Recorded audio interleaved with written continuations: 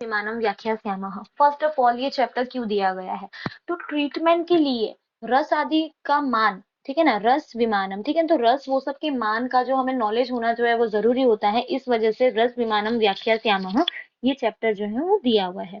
ठीक है, अभी इधर यही समझाया हुआ है कि इह खलु व्याधि नाम, अभी व्याधि में क्या होता है, निमित्त, पूर्व रूप, रूप, उपशय, संख्या, प्राधान्य, विधि, विकल्प, बल। निमित्त, पूर्व रूप, रूप, उपशय, संप्राप्ति आना चाहिए, ये सब क्यों आ रहा है, क्योंकि संख्या, प्राधान्य, विधि, विकल्प, बल ये संप्राप्ति के टाइप्स हो जाएगा। काल, विशेष, अनुप्रविश्य, अनंतरम, इसमें कुछ जरूरी नहीं, इसमें सब बताया हुआ है कि हमें जो ट्रीटमेंट के लिए हमें ये सारे एस्पेक्ट्स को देखना होता है। इसमें जो है वो लास्ट लाइन थोड़ी इंपॉर्टेंट है, तस्माद दोष आदि मान ज्ञानार्थम विमान स्थानम उपदेक्ष्यमानो अग्निवेशः। अग्निवेश ने क्या बोला हुआ है कि दोष आदि का ज्ञान जो है वो जरूरी होता है। ठीक है, इसमें हम लोग यहाँ पे लास्ट लाइन पढ़ेंगे, हम लोग देखेंगे कि दोष आदि के मान के अधीन चिकित्सा होती है, मान के ज्ञान के अधीन। दोष इत्यादि के मान को न जानने वाला वैद्य रोग को दूर नहीं कर सकता है, इस वजह से क्या बोला हुआ है कि दोष आदि के मान का नॉलेज हमें होना चाहिए, ऐसा बोला हुआ है। ठीक है, तो इस वजह से रस विमानम चैप्टर दिया हुआ है। ठीक है, नाउ सी नेक्स्ट क्या बोला हुआ है, दिस श्लोक इज इंपॉर्टेंट। ठीक है, तत्र आदो रस द्रव्य दोष विकार प्रभावाना वक्ष्यामः। किस किस के प्रभाव के बारे में हम लोग पढ़ने वाले हैं, रस, द्रव्य, रस, द्रव्य, दोष और प्रभाव। ठीक है, सॉरी विकार, इसको याद कैसे कर सकते हैं, एक तो आर स्क्वायर डी स्क्वायर ऐसे याद कर सकते हैं।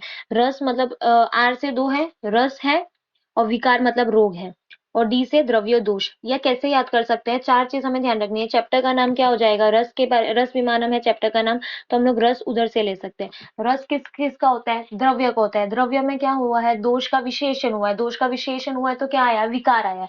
तो द्रव्य, दोष, रस, विकार ऐसे भी याद रख सकते हैं, या आर स्क्वायर डी स्क्वायर करके भी हम लोग याद रख सकते हैं, whichever way is suitable to you.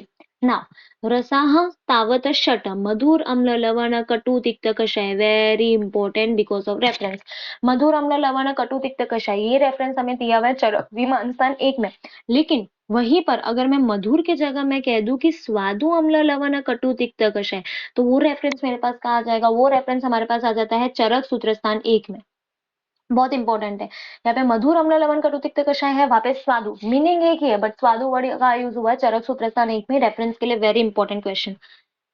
ते सम्यक उपयुज्यमानाः शरीरम यापयन्ति, अगर हम रस को प्रॉपरली यूज करेंगे तो हमारे बॉडी को यापे मतलब बॉडी को, बॉडी प्रॉपर चलेगी, मिथ्य करेंगे तो दोष का प्रकोप करेंगे।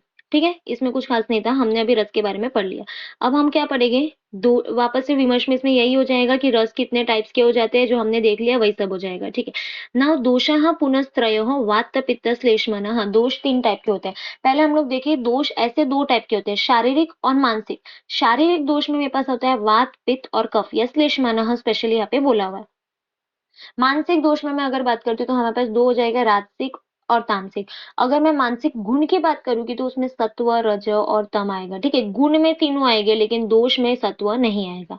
करेक्ट, ते प्रकृति भूतः शरीर उपकारक भवन्ति, वापस से यही बोला है कि अगर वो प्रॉपर हो गए तो शरीर जो हो जाएगा वो लाभकारी हो जाएगा शरीर के लिए, और अगर नहीं हो जाएगा डिफरेंट टाइप्स ऑफ डिजीज जो है वो क्रॉस कॉज कर सकता है।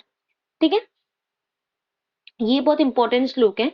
सर्वेषाम एव रोगानाम निदानम कुपिता मलाः तत् प्रकोपस्य तु प्रोक्तम विविध आहिर सेविनन, मतलब अभी इधर क्या समझाने की कोशिश करी, और ये श्लोक है ना, ये श्लोक वाग्भट ने दिया हुआ है, ये सेम श्लोक जो है वो माधव ने भी दिया है, ये हमें ध्यान रखना है। ठीक है, कि सारे जो भी डिजीज हो जाएगा उसका निदान कॉज क्या होता है कि कुपित मलाह, मतलब कुपित मला मतलब अन्य सब आ जाएगा, दोष, दूष्य, सब विशेषण। तत्व प्रकोप अस्त्य मतलब इनका विशेषण कैसे हो जाएगा, तो प्रोक्तम हो जाएगा, मतलब हम लोग विविध अहित सेवन करते हैं उसके वजह से होता है। ठीक है, फिर बाद में अब क्या बताया हुआ है, तद दोषम एक एकम त्रयस रस, मतलब एक दोष जो हो जाएगा ना उस पे 3 रस काम करते हैं। इस पूरे में क्या लिखा हुआ है यहाँ पे मैं साइड में समझाती हूँ, बहुत सिंपल है, जो हम फर्स्ट ईयर से पढ़ते आ रहे हैं। ठीक है, वात है, वात का शमन कौन करेगा, मधुर, अम्ल, लवण, और वात को बढ़ाएगा कौन, कटु, तिक्त, कषाय। कफ की बात करूं तो क्या हो जाएगा, यही चीज इनवर्स फॉर्म में आ जाएगी कफ के लिए, कि कफ का वर्धन करेगा मधुर, अम्ल, लवण हो जाएगा, और शमन करेगा कटु, तिक्त, कषाय। पित्त के अगले में बात करती हूँ तो पित्त को कम कौन करेगा, मधुर, तिक्त, कषाय, और बढ़ाएगा कौन, अम्ल, लवण, कटु। इसके लिए कोई ट्रिक की जरूरत नहीं, ये हम फर्स्ट ईयर से पढ़ते आ रहे हैं, सो इनफ। ठीक है, तो यहाँ पे ये हो गया। ये श्लोक में पूरे में यही बोला हुआ और कुछ भी नहीं बोला हुआ है। ठीक है। अभी दोषों की वृद्धि एवं शमन में रसों की कारणता, कुछ भी नहीं बताया हुआ है, इसमें यही बताया हुआ है रस दोष सन्निपाते, मतलब जब रस और दोष मिलते हैं, ठीक है, तो जो रस का जो दोष के साथ समान गुण होगा वो उस दोष को बढ़ाएगी और जिसका विपरीत गुण होगा वो उस दोष को कम करेगी। थोड़ी सी लैंग्वेज कॉम्प्लिकेटेड है बट इसमें विपरीत गुना विपरीत गुण भूयिष्ठा, जिसमें विपरीत गुण होगा वो विपरीत करेगी, जिसमें समान गुण होगा समान गुना समान गुण भूयिष्ठा। ठीक है, इसमें कुछ भी इतना इंपॉर्टेंट नहीं है। यस, ठीक है, तो इधर इधर कुछ भी इंपॉर्टेंट नहीं है। फिर हम लोग नेक्स्ट आगे बढ़ते हैं। हाँ, आगे बढ़ते हैं। हाँ, ये श्लोक थोड़ा इंपॉर्टेंट है फॉर रेफरेंस पर्पस एंड संसर्ग विकल्प विस्तारो। अभी ये बताया हुआ है कि जब मिश्रण होता है, ठीक है, जब ये दोष और रस हो जाएगा, इनका संसर्ग होता है, मिश्रण हो जाएगा, ठीक है, तो उसके जो विकल्प होता है, मतलब उसमें जो भी हमारे पास विकल्प होता है, विस्तारो या अपमा अपरिसंख्य, तो उसका विस्तार देना अपरिसंख्य होता है, अनगिनत होते हैं। क्यों? विकल्प भेद क्योंकि विकल्प के भेद बहुत सारे होते हैं, तो ये हमें ध्यान रखना है कि विकल्प के भेद अपरिसंख्य होते हैं, प्लस इसका रेफरेंस में हमें ध्यान रखना है कि चरक विमान एक में हमें आया हुआ है। ठीक है, तो जब हम संसर्ग करेंगे तो जो विकल्प का विस्तार जो होता है वो अपरिसंख्य होगा। क्यों? क्योंकि विकल्प के भेद जो है वो अपरिसंख्य होते हैं। ठीक है, अब लोग हम लोग नेक्स्ट पे जाएंगे। प्रकृति सॉरी अब हम लोग नेक्स्ट पे जाएंगे प्रकृति समसंवेत सिद्धांत। अभी बहुत इंपॉर्टेंट है कि दोनों प्रकृति समसंवेत सिद्धांत और विकृति विषम संवेत सिद्धांत, इनके बारे में, दोनों के बारे में चक्रपाणि ने बताया हुआ है।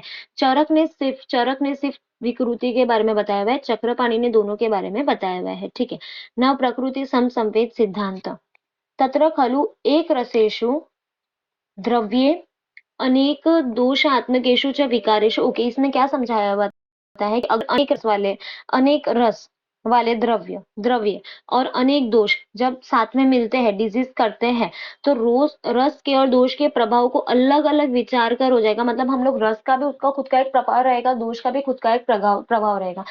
बेस्ट एग्जाम्पल इसमें यहाँ पे दिया हुआ है कि हम लोग जो हो जाएगा ना, 4 मेडिसिन ले रहे हैं, चारों जो है ज्वर हर है, ठीक है, और वो चारों मेडिसिन मिलाकर अगर हम किसी पेशेंट को देते हैं तो वो ज्वर नाशक होगा, मतलब चारों का अपना अपना आएगा, दैट इज प्रकृति समसंवेत।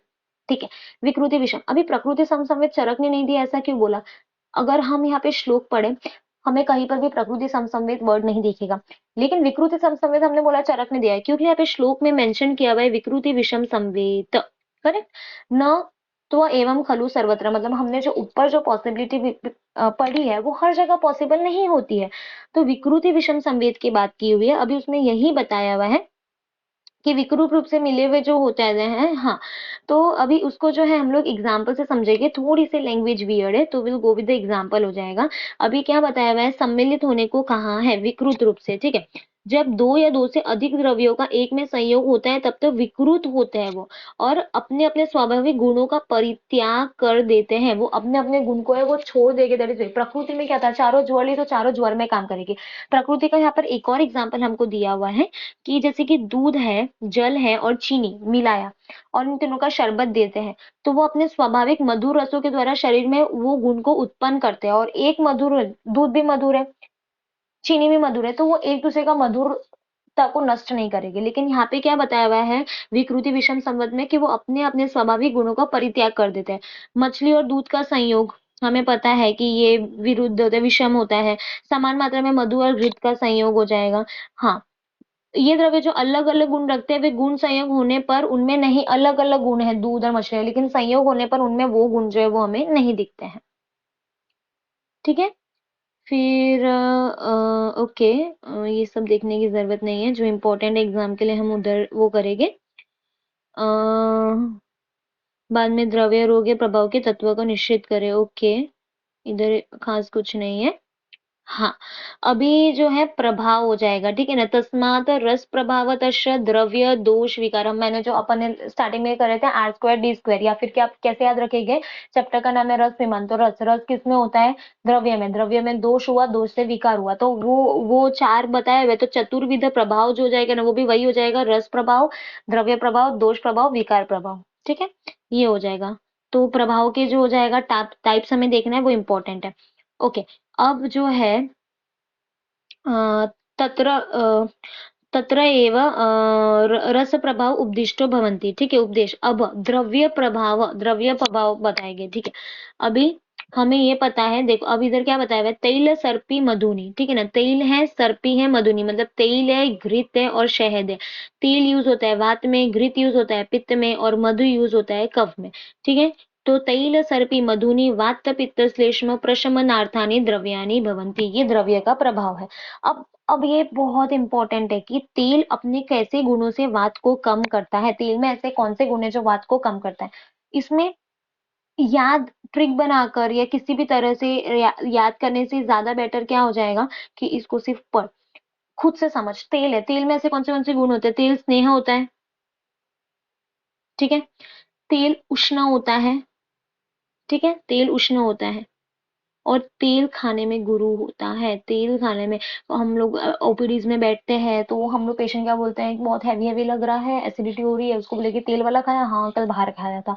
तो तेल गुरु, तो तेल की नॉर्मल क्वालिटीज है ना, सिर्फ ऐसा समझो तेल है कढ़ाई में गरम गरम तेल हमें लग जाता है, ठीक है, और तेल उष्ण होता है, ठीक है, और हाथ में समझ लो कुछ फफूंद हो गया तो बहुत हैवी हैवी है, अगर याद रखना हो तो इस तरीके से वी कैन रिमेम्बर।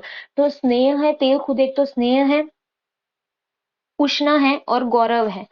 उसके सामने वो बात को कैसे कम करेगा, निरंतर अभ्यास करने से, सततम अभ्यास्यमानम, ठीक है, तो वात को कम करता है। तो वात के अपोजिट, इसके अपोजिट स्नेह में वात की कौन सी क्वालिटी हो जाएगा, स्नेह से वो वात की रुक्षता को हटाएगा, उष्णता से वात की शीतता को हटाएगा, और गौरव